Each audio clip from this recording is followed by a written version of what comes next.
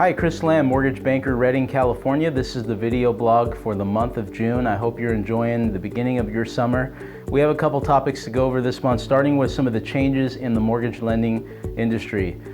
In August on the 1st, we're going to see some pretty big changes in our industry that are going to affect a borrower's timeline on getting their loan closed and the way that a lender discloses to a borrower. So I'm going to really just try to recap these things and make them as simple as possible. One of the common ways that we have disclosed the cost associated with a mortgage, the interest rate, and the third-party charges is through what is normally been called a good faith estimate. Well, on the 1st of August, the good faith estimate will now be gone, and we'll be using a loan estimate. And this is the Consumer Financial Protection Bureau's, which is the governing agency over mortgage lending. This is their attempt to try to simplify the way that a borrower perceives the cost of getting a loan.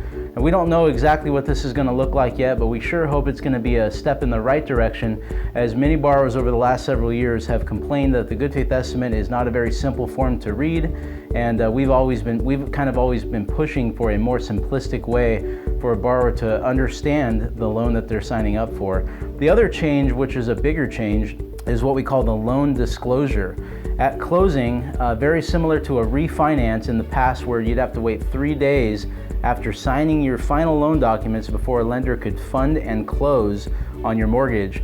Now every loan across the board, a borrower is going to get a disclosure 3 days before closing, and they're going to have, for lack of better terms, a cool-off period where they're going to be able to review those documents, review the closing disclosure, and they'll have to basically wait on the sidelines for 3 days before we can close their mortgage.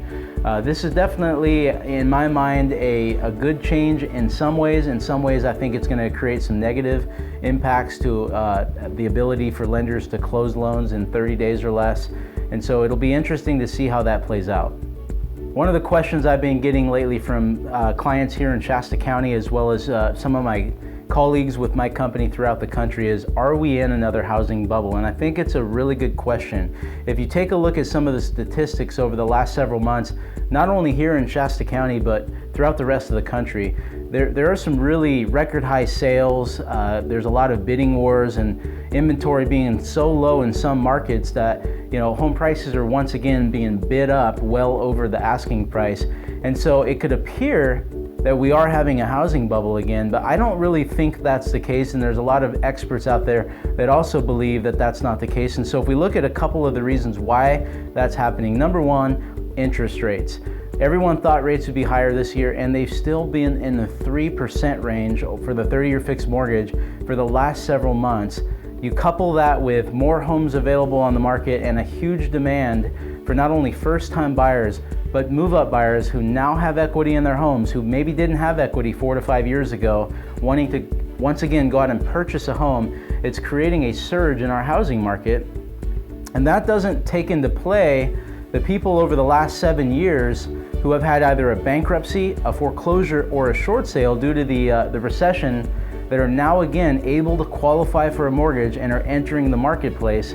Some say there's up to 3 to 6 million people over the next 7 years that didn't qualify 3 to 6 years ago that will now qualify and be able to buy a home. So, you know, it isn't the housing bubble we saw in 2008. It's really simple. The president of Realtor.com put it this way: when supply is being beat out by demand, you're going to see what appears to be a housing bubble, and that's what we're seeing right now. The last thing I wanted to bring up is we did recently move our office right down the street on Larkspur Lane. We're still on Larkspur Lane, but due to having a couple people added to our staff, we had an opportunity to take advantage of a larger building, conveniently located in what I call the real estate alley. We've got Coldwell Banker, Remax, Plaster Title, Windermere, all the offices centrally located right around our new office. We'd love to have you guys come by and check it out. Commerce Home Mortgage, 2135 Larkspur Lane. And if you guys are in the area, we'd love to see you. That's it for this month. If you guys have any questions regarding real estate, mortgage lending, or if this information would be beneficial to someone you know, I invite you to share it on Facebook, forward it to someone you know. And as always, we're here to answer any questions you might have. Have a great day.